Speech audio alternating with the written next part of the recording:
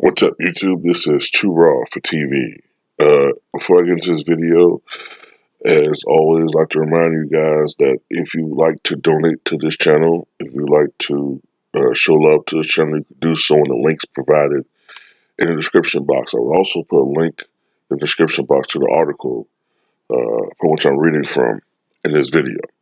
I just did a video an hour ago, I guess, informing you guys that Kemba Walker, formerly of the Charlotte Hornets, has agreed in principle to sign a 4-year, $141 million contract with the Boston Celtics. Of course, that would mean that Kyrie Irving would no longer be a member of the Boston Celtics. And sure enough, Kyrie Irving has reportedly signed himself a 4-year, $141 million deal with the Brooklyn Nets. Uh, According to the article, Kyrie Irving will meet with the Brooklyn Nets on Sunday, and the two sides are expected to agree to a 4-year, $141 million max deal. Irving will leave the Boston Celtics this offseason. The Nets hope to pair Irving with Kevin Durant. Durant is expected to speak with the Nets this week. Brooklyn is expected to part ways with D'Angelo Russell and help him with a pathway to his next team. Of course, that's a given with the Brooklyn Nets signing Kyrie Irving, or about to sign Kyrie Irving.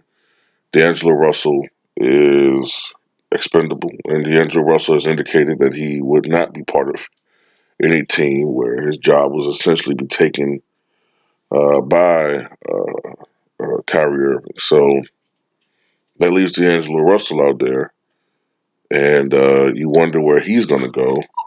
There are teams out there, but the thing is, I just wonder if certain teams. I know the Lakers like to have him back, but I mean, do they have would they have the um, would they have the funding in place or the monies in place to sign a guy like that, especially if they were to get a guy like Kawhi Leonard, So you wonder what's up for his future. But I guess it's a good move for Kyrie Irving.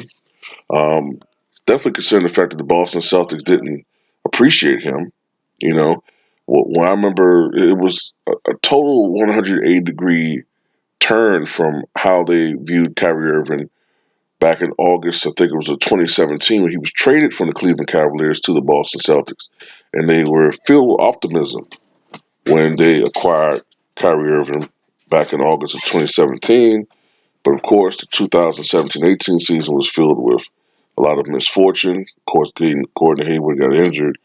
I think it was the first game of the season when he dislocated his ankle, and then maybe within the first 20 games of the season, I think Kyrie Irving was injured and missed most of that season. Then, of course, Boston had that improbable run that season, which culminated with them making it all the way to Game 7 of the Eastern Conference Finals. But that's what the problem started.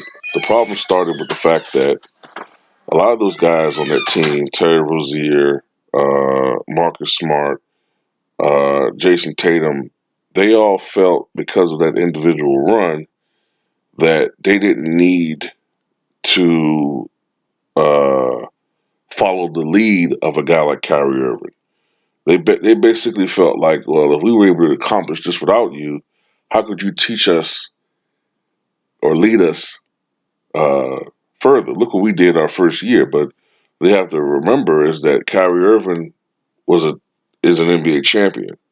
Kyrie Irving is the type of player that uh, Kyrie Irving is the type of player that can teach you how to get to that next level. Now, I'm not convinced that Kyrie Irving is the type of player that can be the lead in the pecking order as far as a championship team, but he's a very essential piece. And if the Nets are able to somehow get Kevin Durant, that would be huge. Now, of course, if they were to get Kevin Durant, they wouldn't really have his services until the 2020-21 season. So to kind of, you kind of like getting the guy who's waiting on deck, so to speak. So Nets fans would have to wait a year, and I know in this day and age of instant gratification, many fans would, feel it intolerable to wait that long. But look, I mean, look what the Nets have already accomplished. And with the Nets, you have a team that already, without a Kyrie Irving and later on potentially a Kevin Durant, that waits to be seen, remains to be seen. Look what they were able to accomplish with just D'Angelo Russell. That's not a knock on him, but they were a playoff caliber team. And now with the addition of Kyrie Irving, who I'm sorry is an upgrade uh, from D'Angelo Russell, and now potentially, if you're lucky, depending on what decision Kevin Durant makes, you could get him. That would be huge. That would be a monumental shift in the Eastern Conference. This playoff is really going to be instrumental in how the Eastern Conference plays out because no one's talking about the Milwaukee Bucks for some reason. The Milwaukee Bucks made it to the Eastern Conference Finals. But if Kawhi Leonard does decide to go to the Western Conference, that makes Milwaukee, in my opinion, one of the top team in the Eastern Conference, especially if Kevin Durant doesn't choose to go to the Brooklyn Nets. But there's some indication that he might be doing that, but it could just be misinformation. Maybe he's just renting a home or whatever because of the fact that he wants to rehab in New York. So that may not be an indication of what he's going to do, but you have to kind of pick and choose how you see certain things. I mean, I still see him going to the Warriors, staying with the Warriors. I mean, it just makes sense. Tiki TV has said this uh, himself.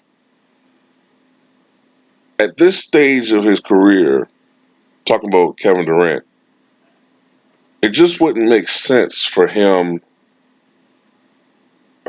unless it's a situation where he feels confident that he can have a championship caliber team around him.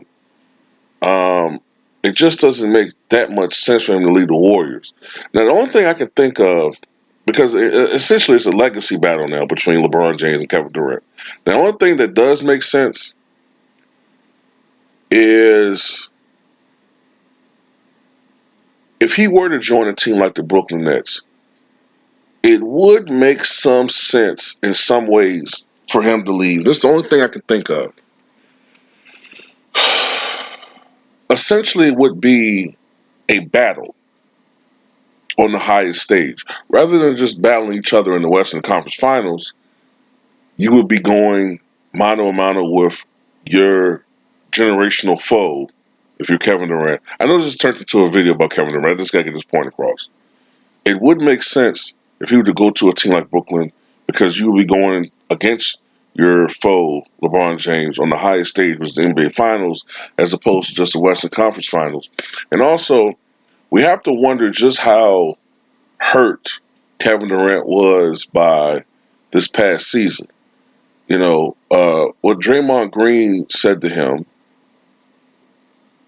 which doesn't really make sense because wasn't Draymond Green the one that recruited Kevin Durant? But yet you question this man's value to this team. And we saw his value to this team when they lost the NBA Finals.